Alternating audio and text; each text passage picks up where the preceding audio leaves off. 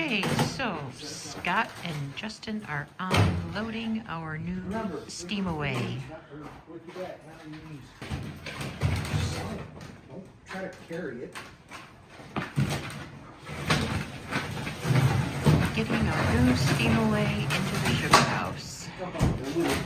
All right, well, good evening, everyone. Today is February 13th. Tomorrow's Valentine's Day. Happy Valentine's Day, honey.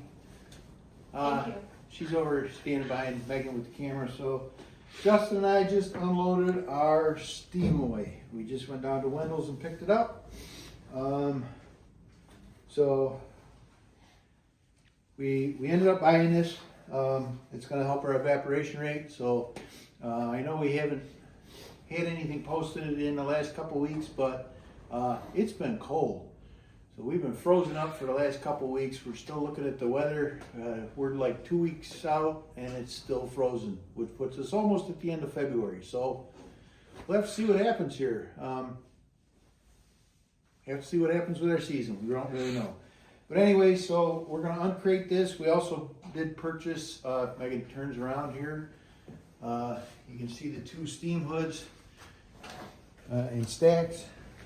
So these are the steam hoods. These are the stacks.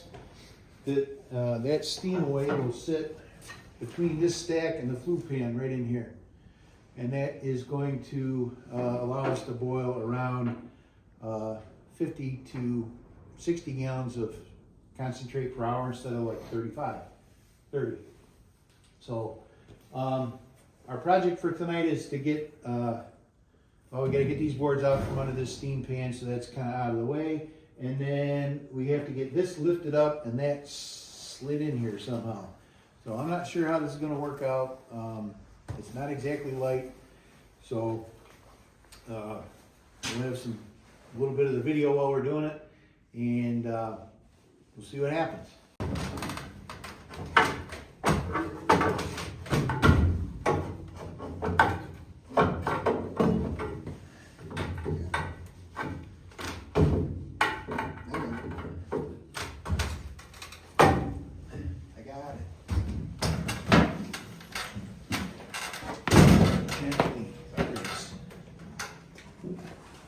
Surprisingly light. Yeah, right, right. Okay, so I'll give you the quick rundown on how this works. I understand the gist of it. I'm still trying to get my head wrapped around it. So basically what we got is our sap will come in. There's a float box that goes on here. It's in one of these boxes, I think this one. So that float box will go on here just like this float box is on our syrup pan, same thing. And that regulates the amount of sap that comes into the Steamaway. So that sap will come in, and then into these trays. If you look in here, you can see, it's hard to see, but these steam tubes here they're just tubes welded in here. So these trays will fill up with sap. And the steam that comes off, so that whole unit sits on top of here. So the steam that comes off of this flue pan will come up through these holes down here, and then through each of these tubes. They're all welded in here and down. And then what that does is it heats all of this sap that's in here. And then way down on the bottom, you can't really see them because of all of these, but this pipe here hooks up to a blower, and that blower blows air in, blows air in through this manifold on the front, through each of these. If Megan gets down here, you can see it comes across the front and each of them go through. So those tubes go underneath the sap that's in here. And what that does, it creates bubbles in the sap that's being heated by the steam from the flue pan. So essentially what you have is sap that's boiling at around 200 degrees, 205 degrees. That boiling is created by the bubbles that are injected through that air system. And what that does is it creates more surface area in the sap. So the steam that's being produced from the evaporation of the sap at 200 degrees, gets into those bubbles and is released.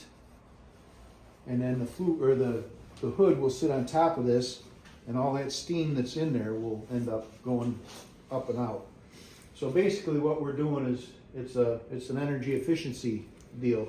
We're using steam that's already been generated from burning the wood and heating the sap in the flue pan to well, not superheat, but preheat almost to the boiling point sap that's going, and then once it goes through there, like I said, it'll come in the back, come through, comes out this pipe on this side, and it will come back, and we have a piece that'll hook onto here, and it'll come along like this, which is going to run right along here, and then kind of make a turn and go. We'll probably have like 290s welded, and then it'll go on to this tri clamp fitting here on the back of our float pan for our flue pan.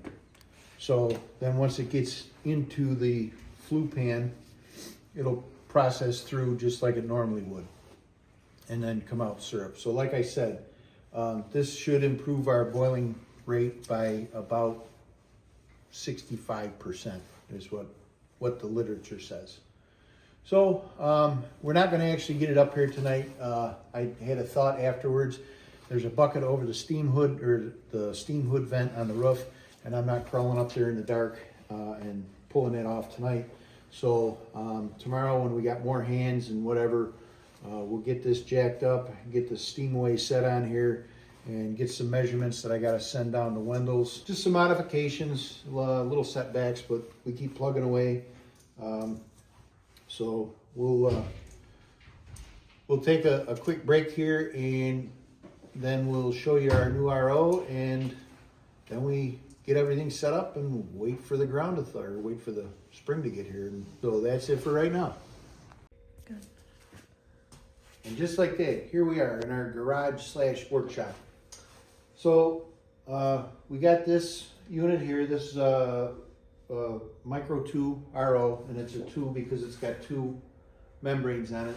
And what this unit does, it'll bring sap in down on the bottom there, and it goes through this filter, and then it gets fed up through this pump and up into this membrane down to the bottom, and then from the bottom up through this membrane.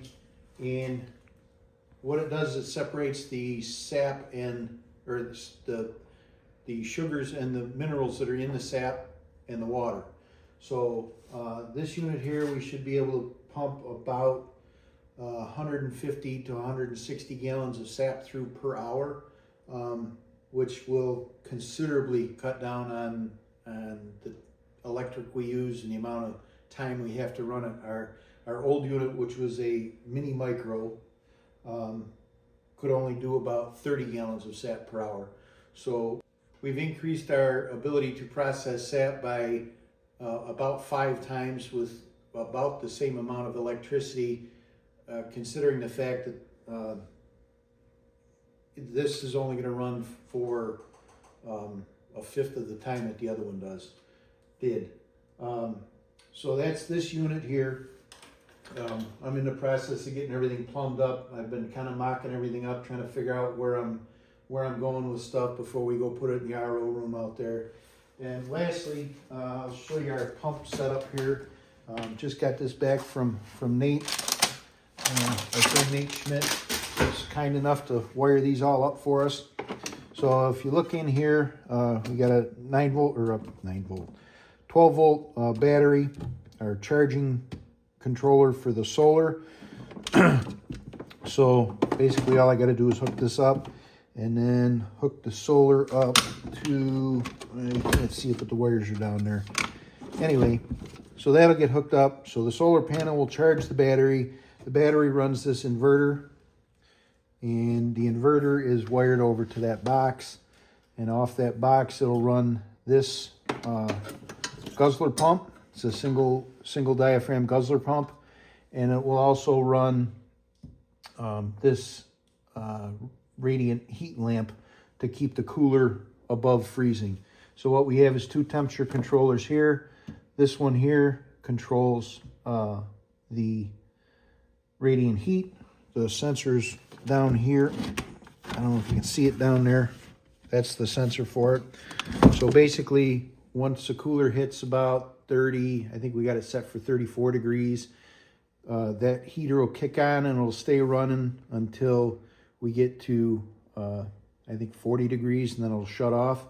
And the pump is the opposite, so that will kick on at 34 degrees, and then when it drops at night to 30 degrees, it'll shut off. So hopefully